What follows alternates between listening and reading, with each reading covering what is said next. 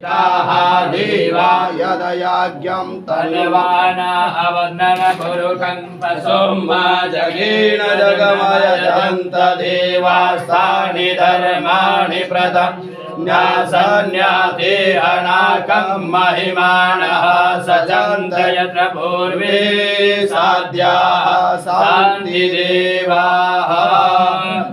ओम नमामि शमीशानरूपं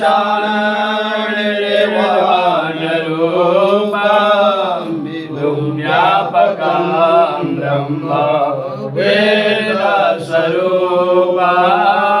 निजं निर्गुणं निर्विकल्पं निरेहं चिदाकाशमाकाशवासं